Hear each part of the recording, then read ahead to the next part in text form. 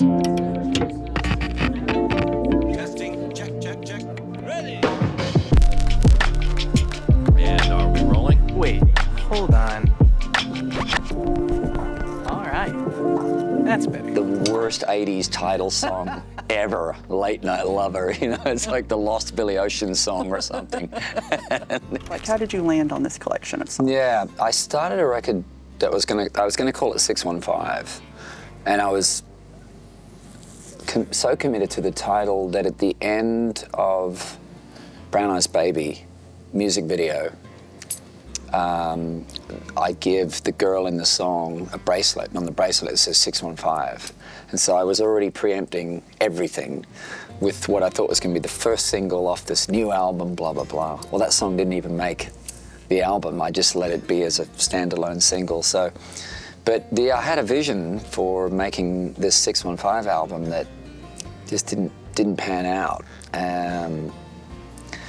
Never happened to me before. When I go in and make records, it's quite free-flowing and spontaneous. So I don't usually have a preconceived idea of what I want to do. I just want to go in, start playing, and record songs that I feel passionate about, and then see if we end up with enough of them to make an album, and then they all go together. And like, okay, well, there's the album. That's usually been the way I've done records. And 615 was my first attempt at doing something that had not so much a theme, but maybe a framework. Like, okay, it's all going to be done here in Nashville, all Nashville writers, all Nashville, you know, that's all here, nobody from outside, and all this stuff, you know. But I also tried to make it while I was touring, which I'd never really done before. So I was coming home from tour, recording a song in the studio, which we all felt really good about. And then I go out on the road and tour for a few weeks, come back, do another song, felt good about that. So piecemeal recording each song, which felt good individually. And it was when I go to sequence all these songs that I suddenly went, everything feels a bit linear. It's a lot of the similar kind of thing, and they all feel really good, but it didn't feel like it made the album. It didn't feel like an album. It just felt a bit one note.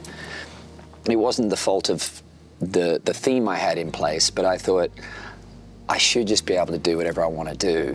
So I'm going to get rid of this framework and then just write, create, play with whoever, whenever, however, and just become more playful and liberated with it. And that's when the spirit came back.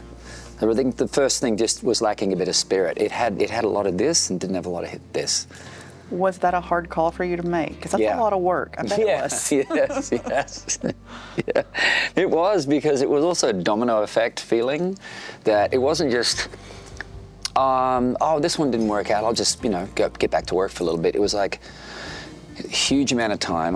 In my head, I already felt like, well, this is going to take another year because of the nature of touring and various things and family and just life. This is going to take another year.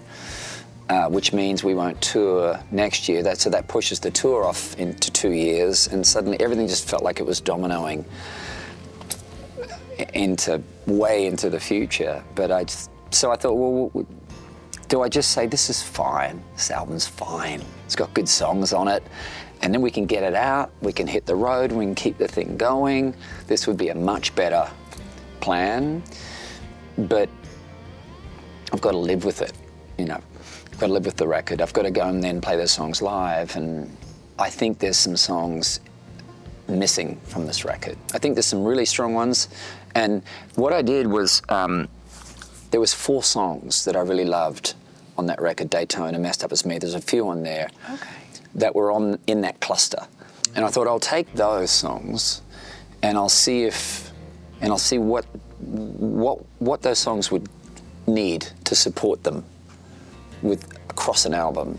Need some more lively songs, need some shredding guitar solo songs, need some this, need some that, need some, So, but I used those 4 songs to kind of almost then tell me what the rest of the song should be. What were the other 2?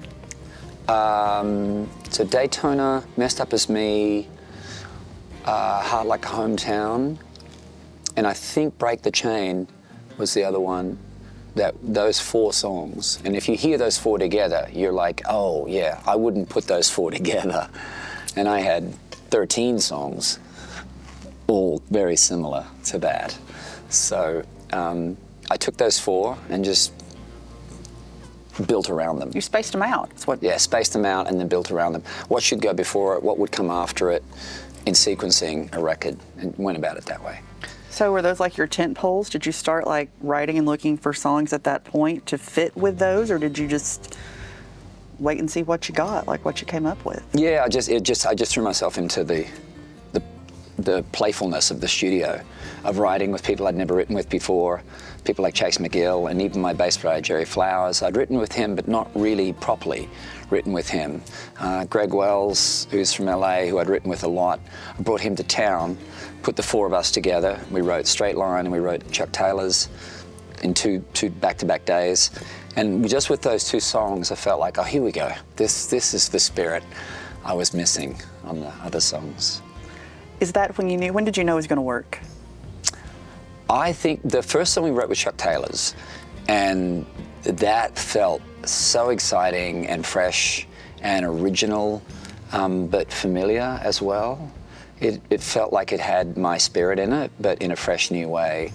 And I thought, gosh, if I could find more songs that have that mix of familiarity and newness, this is what I've been missing on the previous record. And I think you did, and I think that that's what this whole album feels like to me, is familiarity and newness. And Chuck Taylor's is probably one of my favorite songs. Thank you. For sure, because it's something that everyone has seen, and to me, it takes an immense amount of storytelling ability and creativity to take that and turn it into a song. I love it. What do you remember about that day, about writing the song? Driving to the studio in Berry Hill, Greg Wells was there, and I was going to be meeting Chase McGill, who I'd never ever worked with before.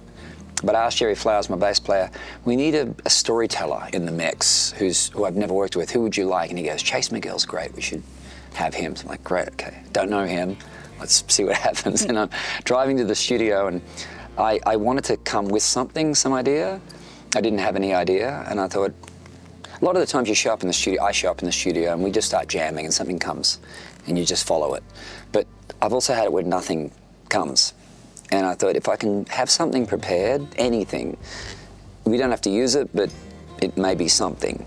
And I was halfway between my house and Berry Hill, driving in the car, and this kind of flailing single note bass chord progression sort of came to me, and the melody, which ended up being the chorus, you know.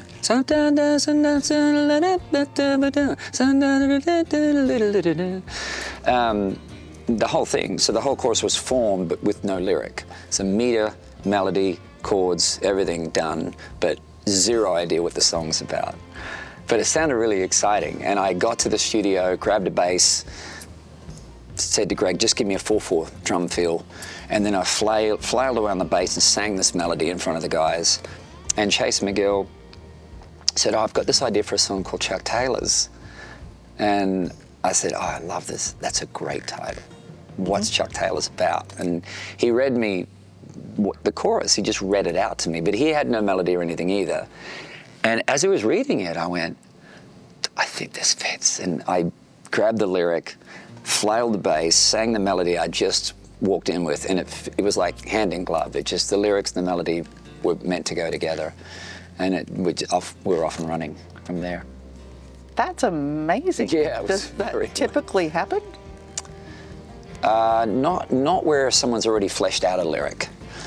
Typically, I write like that 99% of the time, and when there's a lyricist with me in the room, we'll flesh out a story. Because I know what the melody is. I almost always know what the melody is, whether it's Long Hot Summer, Better Life, Somebody Like You. I know what the melody is, but don't really know what the words are yet. And we tend to work them out in real time. But he already had them. So it was a miracle. It's fascinating, because your melodies aren't, simple to me. They're like really in depth and thought out and unique and... Thank you. Amazing. Thank you. But hopefully sing-alongable, though, too. Oh, absolutely. Yeah. It's infectious. Like the first time that I heard Chuck Taylor's, it's like that. I wanted to go back and listen to it again and again and again, because they are infectious and they're fun. And I think that you have this way of conveying even, meaningful lyrics with melodies that hit harder because of the way that you hook people that's unique to Keith Urban. Well, thank you. I think that is because the melody is almost always first. And then if I can put meat on those bones, then I feel very, very grateful when that happens. But I love working with other lyricists a lot so that I can get another perspective on the storytelling. What are the other stories that go with this album that stand out to you? Because that's super, super special. What are the other songs that have other than the last one? Because I want to talk about that separately. Yeah. What are I mean, all of them for different reasons. I mean, even Straight Line, as sort of simplistic as it is as the opening track. And we wrote Chuck Taylor's that very first day we met, and then the next day showed up at the studio, and on that day, Greg Wells had a little drum loop going when I got to the studio, and Jerry Flowers grabbed this guitar and started playing that opening riff, and that just felt like a spark. Felt like, oh, this is the thing. Just that guitar and the drum loop something was happening, magical. And we just let it sort of ferment away, and melody comes, and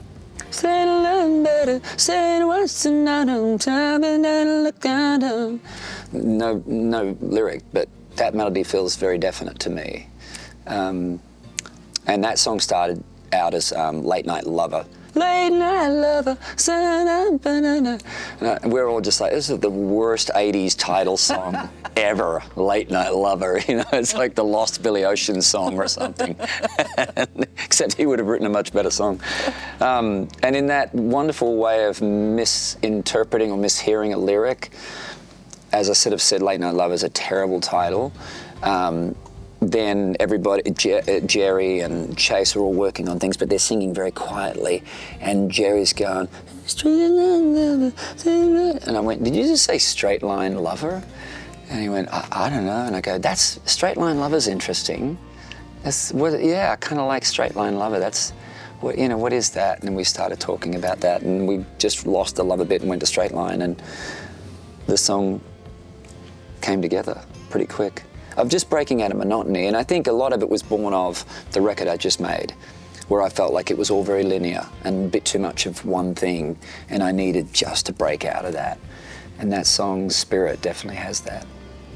Well, over the years, I think I've gotten to write about maybe every album you've ever put out, and you always talk about having all these planes in the air and trying to land them. And that's always the analogy that you've used. And I love that at this point in your career, you were like, I need new planes. I need new planes. Oh, yeah. And that you went for it. Tell me about working with Laney. And why did you choose Laney for that song, and what made her write for it? I've heard of Laney maybe at least 2 years ago, maybe 3 years ago. And just loved her voice in the same way I loved Miranda Lambert's voice first time I heard it, and Carrie's voice, the girls I've gotten to be able to do something with. It's just somebody's voice. I mean, Julia Michaels, when I heard her voice, when I hear a voice, I'm like, oh, I'd love to do something with that voice. I'd love to hear our voices together. That's always what it's born of. I wonder if there's a song that our voices would work together on. And so it was just about finding the right song. And Go Home With You was already written, but I was just singing it. I wrote it with Breland and Sam Sumser and Sean Small. And on the demo we did, Breland was singing the high part in the chorus. When he and I write, when I write with somebody who's got an extremely high voice, which Breland does, or if I write with a female who's got a bigger range, a lot of the times we start the song and then we get to the chorus, and the chorus melody is kind of too high. And then someone will always say, well, just drop the key. And I'm like, the song collapses. The key's right.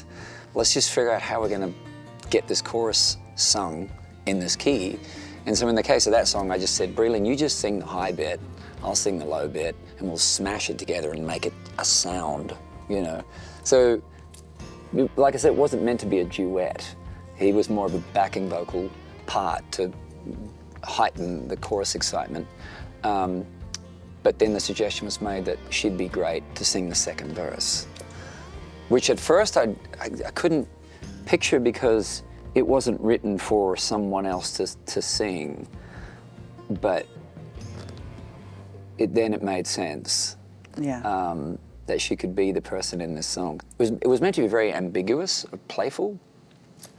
There's nothing in the song that blatantly says anything romantic. It sounds like it's alluding to it all the time in a flirtatious way, but it never actually says it. And so if I sing, I'm a little home, I should just go drunk, but hanging out with you is just too much fun, so sweet, you're always there for me. I'll be fine on the couch or the kitchen floor next time my place, but tonight at yours we're a team and you're the MVP. There's nothing really romantic about any of those lines. Well, no, you're in the floor. Right. But when she sang them, it just took on a playfulness. So, yeah, it was cool. Yes, exactly. I love it. It was fun to watch you you all perform at CMA Fest Yeah, I love playing with her. when you did this song. I noticed you wrote all but 4 of the songs on the album, right? Mm-hmm. Tell me about what attracted you to the songs that you didn't write. Well, Messed Up As Me. That was just... All of these songs are first time listen. Something speaks to me.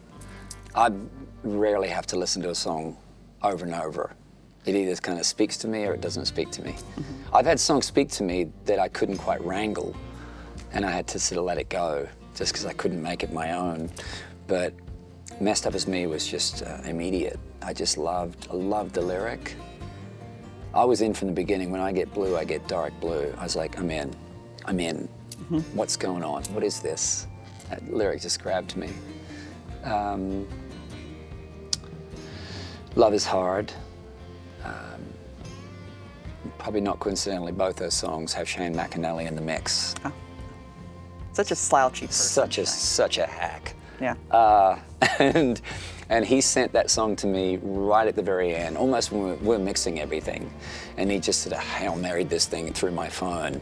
It's like, maybe too late, but I think you should hear this. And I was in the car, and I got halfway through that first chorus and was like, oh my God, this song is amazing.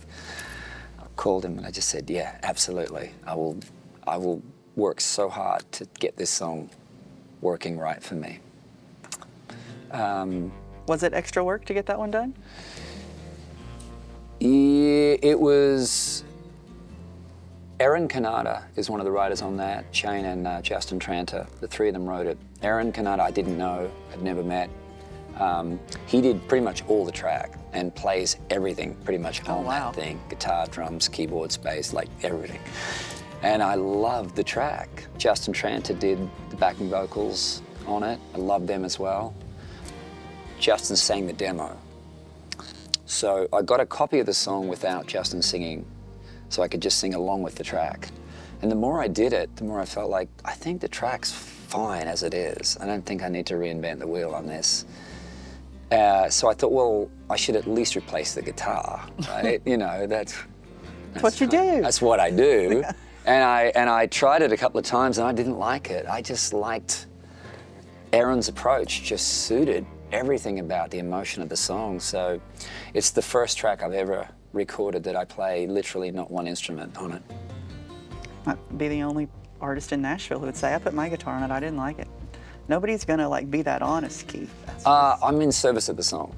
Anybody that's worked with me knows I'm only in service of the song. If it works and it sounds good, I don't care who played it, I don't care. Yeah. Tell me about Daytona. Daytona is the one that, gosh, that song's been around since 2016. Oh, wow. I was pitched it in 2016. You must really love it then to have kept it this long. Yeah, well, and then you would think, but not love it enough to record it over 2 different albums that, you know, it should have been on. Nathan Barlow and Stephen Lee Olsen wrote that song, and Nathan sent it to me. And I loved it immediately. And I was going to do it on Graffiti U, but for some reason it just didn't make the record. I recorded it, but it just got cut. Didn't feel like it fit the songs. I make The Speeder Now in 2020, and same thing, I gave it a shot, and Dan Huff and I worked a bit more on it. Didn't make that record, and then fast forward to 2023, and it's still floating around, and it just flowed with all these songs. I just went, this thing is it's just a good, solid, strong song that's really timeless. It is. So part of me, I'm not even quite sure which bits remain from 2016. It's a Frankenstein of a track with bits and pieces everywhere. But so happy that it finally got done. Yeah, it's a great song. Tell me about Break the Chain, because I think that's the kind of, for us who have been with you forever, I think that's the one that kind of makes all of us, like, touches everybody. Thank you. So Troy Tomlinson called me and he goes, hey, there's this kid called Mark Siblia that I think you two would hit off. And I'd never heard of Mark. And called him up, and he goes, see, I got a house here in Nashville. It's got a little studio in the back. Just come on over, So I was touring and I had a day off. And I went, okay, well, let's see what happens. You got to be in it to win it, right? You got to suit up and show up. And I'd had nothing, had no idea, nothing. And I walk in, meet him, and he's got this guitar. It was called a Del Oro from the 1930s, acoustic guitar, with a rubber bridge on it, and looked like flat wound strings, and it was funky look. I'd never seen one, and I picked it up and played this riff, and just felt beautiful. And this riff came, and while I'm playing it, he just grabs he's already grabbed the mic and he's put it in front of me and he's hit record, and he's like, God bless him, because that's what you should always do. Just start recording. And played the riff, added another part on top of it, and then this melody came, and this song just came really quickly. And melody came really fast, but in this case, the lyric came as well. And while he went over and started working on the acoustics and adding some keyboards and things, I just sat on his couch and got out a legal pad and started writing with pen all these words, and they just kept coming and coming and coming. And I get to this second verse about my dad, and I just start bawling my eyes out on this couch of this complete stranger's house. And I'm sitting over there just crying like I'm in therapy. And he looks over at me and he just says, must be true. And then went right back to work again. And it was such a perfect thing to say, because it just kept me in the moment. And then I just kept writing and writing, and it was all done, and grabbed a mic, did the vocal, and it's just one of those beautiful moments of a song's meant to come. It feels really vulnerable. Was it hard for you to share that? No, it wasn't. I've been sober a long time and have worked through a lot of things in relation to my father, who was alcoholic. But I think it's an ongoing process of seeing. The thing that helped me the most in recovery was being able to separate the addict from the person. And my dad as a person was amazing. Very, very smart, very talented, very creative. Always smelled good, always looked good. He's just a badass. He's cool as hell. But he was an addict. So his addict was not nice, not good, not a good way to be raised, just not. And so this sort of weird conflicted love-hate relationship with my father has probably been most of my life, and ultimately sort of always trying to reconcile that in some way. How do you forgive him for that? How did you forgive? Because it wasn't him, it was his addict, and the only thing is that it was hard for that generation to get sober, no excuses, but instead of putting all my effort into all of that, I'd rather put my effort into what I could do different and maybe break the chain and do things different.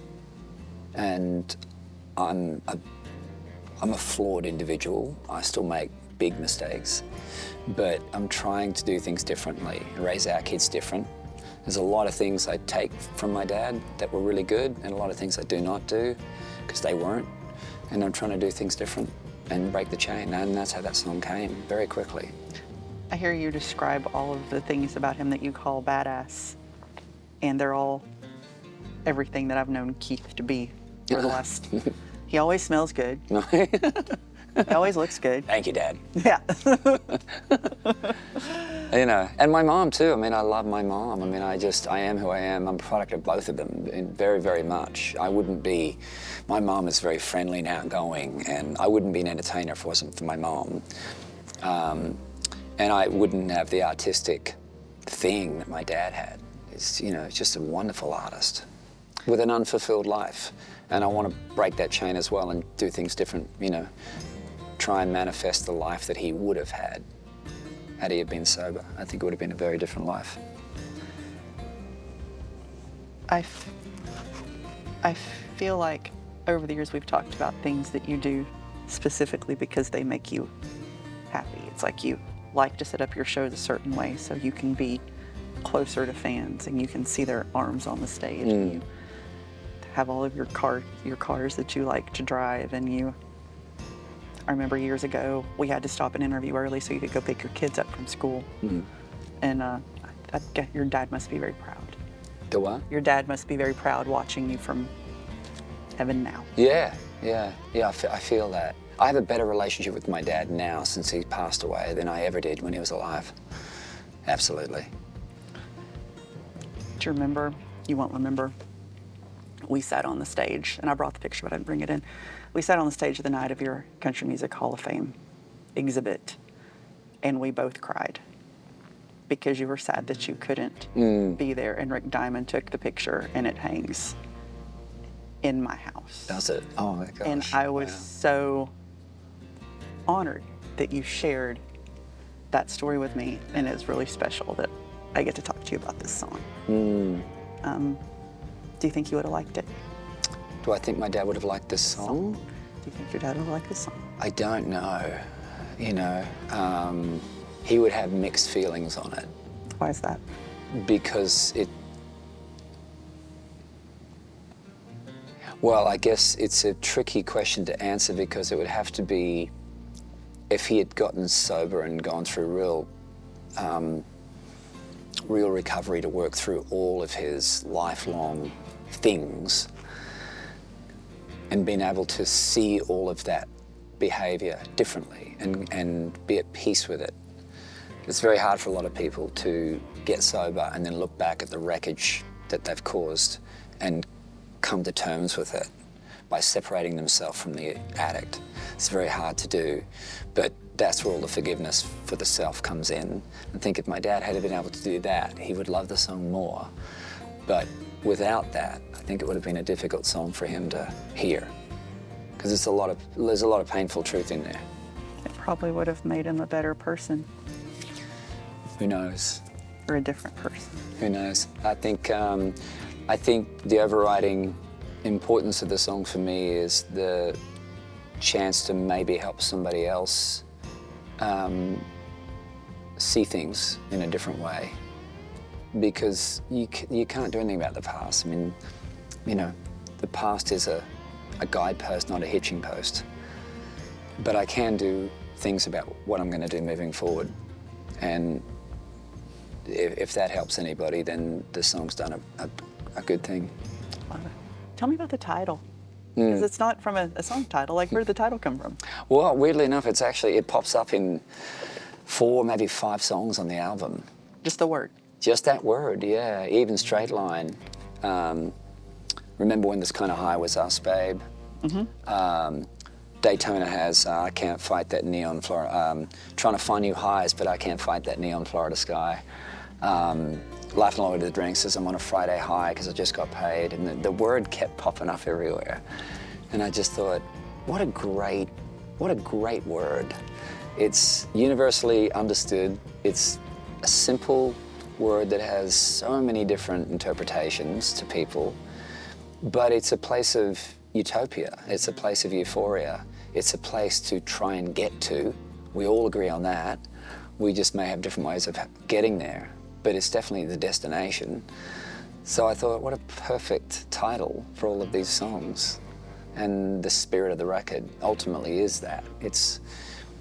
I've always leaned into believing in better, that there's hope, even in a hopeless situation. Like, just try and find a little crack of light somewhere to keep moving forward, keep moving. So High for me represents that in a new way. I mean, if this record had been called High in the 2000s, it would have had a very different meaning for me. I could have called the record Duh. Did that give you pause when you were thinking about Nate calling the record this? No, I also loved how sort of uncomfortable humor of it too. Have you heard Keith Urban's High? Oh my gosh. Just such a perfect phrase. That stresses me out. Oh my God, is it? No, the album. If you heard the album. Yeah, I like all the playfulness of it, and playing live is something that's so important to me, and 2020 really proved that to me, that making an album is one part of what I love to do, but if I can't tour that album and give it context, I felt like half the painting was missing. Yeah. And on that whole album, I felt half of it was missing, because I have to give it context live. The songs morph and they change, and I get to place them with other songs to give them a different context. You know, you have a song that's on a record that you kind of go, oh, that's a blah, blah, blah song. And then you put it in concert and you put it with following a certain song, and it's a totally different song. And then follow it with something else, and everything feels different. So the context is everything. And I love getting to play live and trying to get everybody feeling high, however the hell they do it. So many of these songs feel like great live songs. Which ones are you most looking forward to playing for people? Oh, we've already got a bunch in the set. With Straight Line, we got in there pretty quick. Messed Up As Me, we've been playing. Wild Side, we just put in. The other night, I did an acoustic version of Dodge in a Silverado. That's a fun song. Yeah, thank you. But I'm really looking forward to getting Chuck Taylor's in the set. Life on the Way to the Drink, figuring that out. Yeah, there's some really barn-burning songs on there. Which ones are you most excited for people to hear that they haven't heard yet? When this album comes out, what are you like, I cannot wait? Yeah, all of them, because I feel like it's context as well. Yeah, I mean, they're all just individual pieces, and there's lots of different stories that I hope at least one song will speak to someone right now, and hopefully the others down the track at some point. When all of the pieces fit together, what do they say about Keith Urban right now? That I'm very, very alive, very present, grounded, very grateful, hopeful, but endlessly searching and seeking and curious, endlessly curious, but love what music can do in bringing people together. I love that music can do that. I love that at my concerts I see all kinds of people from different persuasions, everything, every kind of difference you could have. And when you see them all singing a song, man, it's unbelievable. It's unbelievable. What song does that happen most for you for? A lot of them. I'm sure. I've been to your shows. Blue Ain't Your Color or something like that. You know, it's just like, even right now, we just put in Wild Side in this set, and I see people trying to sing it, and we just, like, you know, it's only just come out, but yeah, because it's a human feeling, and I think seeing all these people go, oh, I'm a human.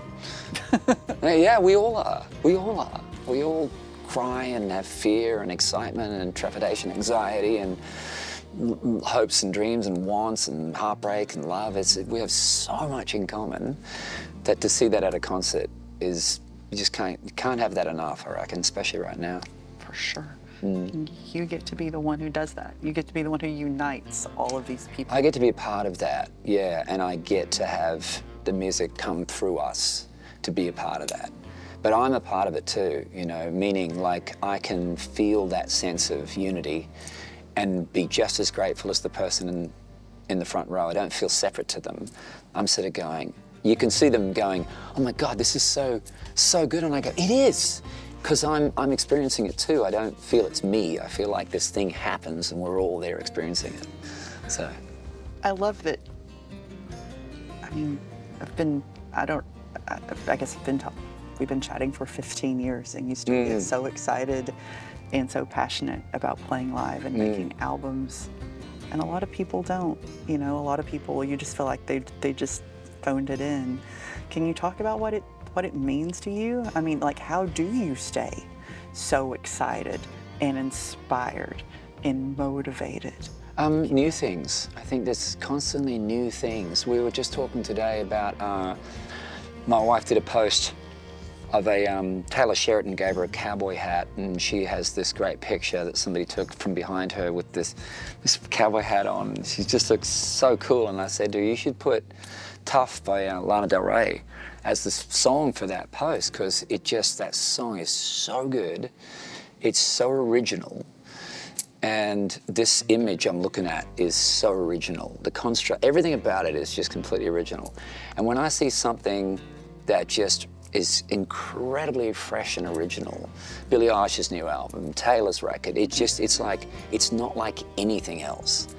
I get high, I get giddy off it, and it's exciting because the same old gives me a same old feeling. So I'm like, I've heard that, I've seen that. What else do you got, And right now, with so much sort of interest in our genre, I'm mostly excited about someone that's coming with a really original take on it, not just doing some sort of almost borderline parody of things. I'm much more riveted by someone who's fresh and original. Is there anyone that comes to mind when you're... Lana. I mean, in that case, that track is so mysterious, it's haunting, and it's Western's themes, and just to even draw from a Western theme and not just a blatant 90s country thing or something that's just sort of like 101, and fuse it into what you do is fantastic, superb work.